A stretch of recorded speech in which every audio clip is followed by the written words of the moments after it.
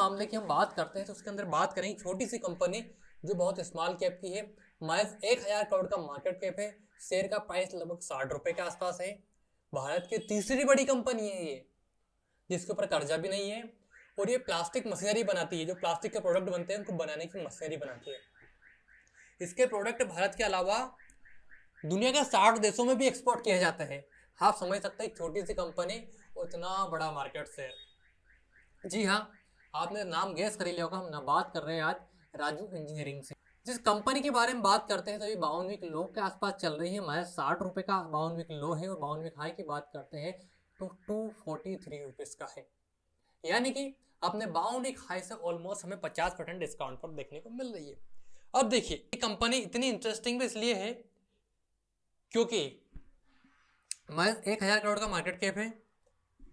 दूसरी हम बात करते हैं तो जब आप इसको देखेंगे, स्टॉक का पी है वो 21 के आसपास है। पहले ये 35-40 के आसपास पहुंच चुका था।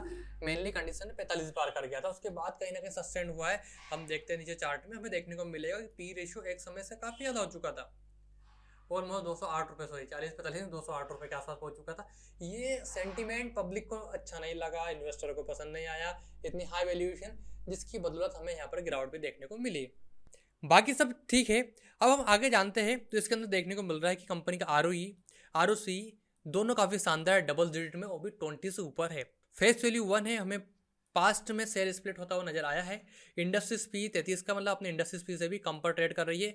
बुक वैल्यू 3.2 है। PG रेशियो 1 से कम है, जो कि यहाँ पर भी हमें काफ़ी अच्छा नजर आ रहा है। जब कंपनी के ऊपर कर्जा भी नहीं है, सब कुछ नहीं है, तो उसके बाद दिक्कतें कहाँ रही है? दिक्कतें यहाँ आ रही है, एक समय कंपनी का शेयर अपनी औकात से ज़्यादा भग चुका था। बात थोड़ा शब्द अच्छा नहीं पड़ा, आपको इसलिए समझ में आएगा कि इसकी हैसियत के हिसाब से ज़्यादा भग चुका था, जिस वजह से इन्वेस्टरों को मामला समझ में नहीं आया। तो अभी ओवरऑल हम बात करते हैं तो देखिए कंपनी ऑलरेडी डेप्ट फ्री है, क्वार्टर अच्छे दे रहे हैं। पिछले 5 सालों में प्रॉफिट ग्रोथ 90% से ऊपर की है। वो इसने अपने डेप्टर को 19 से ग्रो करके 21 पर लेके आ चुकी है। यदि हम क्वार्टर रिजल्ट देखें तो इस क्वार्टर सितंबर के अंदर ही 62% की ग्रोथ हमें देखने को मिली। हर साल यहाँ पर अच्छी ग्रोथ हमें देखने को मिल रही है। और प्रॉफिट की बात करते हैं तो 103% का प्रॉफिट ग्रोथ हमें देखने को मिली पिछले 4 क्वार्टर के अंदर।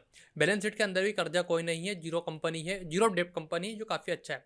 एक सबसे अच्छी या फिर समझने वाला कंसर्न इसके अंदर ये है जो मुझे लगता है कि प्रमोटर होल्डिंग जहाँ 65% थी, आज घटकर 60% हो चुकी है, यानी कि ऑलमोस्ट 6% का डिस्क्लोजमेंट। और ये सब कब हुआ? ये जून से लेकर सितंबर के बीच में, मतलब इस 4 महीने में, लास्ट 4 महीने में इसकी 6% इक्विटी खत्म हो गई। इक्विटी गई कहाँ?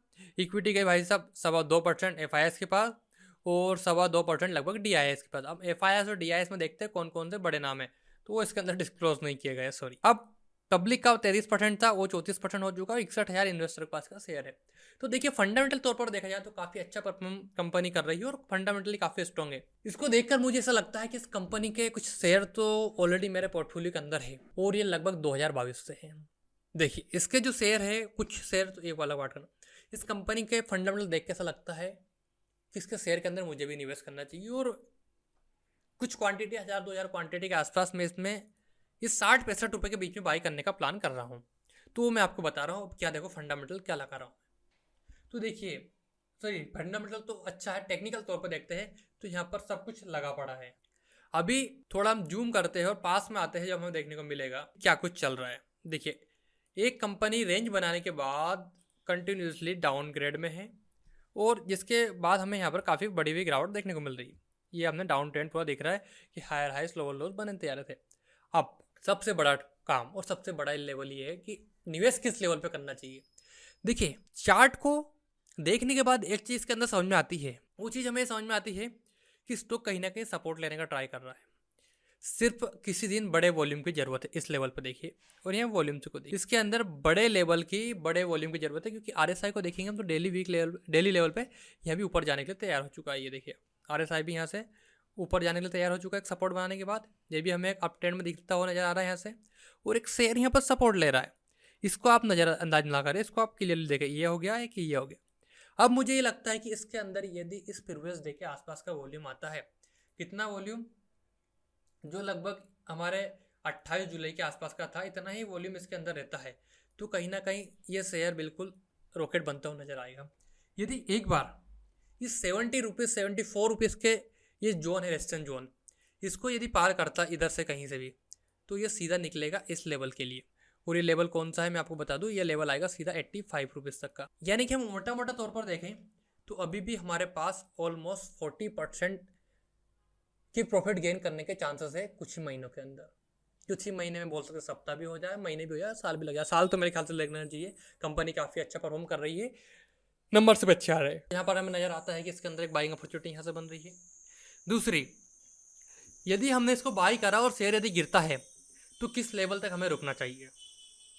तो देखिए, यदि शेयर आपने इस लेवल से बाई करा और आपको कब तक रुकना चाहिए, तो उसका लेवल मैं आपको देता हूँ कि इससे ज़्यादा तो हमें नहीं रुकना इसके अंदर चाहिए।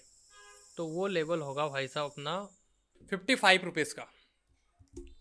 आप तो मार्क कर लीजिए पॉइंट्स को, मैं बता रहा हूँ उनको लिख कर रख लीजिए, या सीधा ट्रेड मार के और उसके अंदर ऑर्डर ला कर रख दीजिए। स्टॉप लॉस खाता है तो 55 रुपये का आना दीजिए राजू इंजीनियरिंग के अंदर, और टारगेट सीधा ओपन रखिए।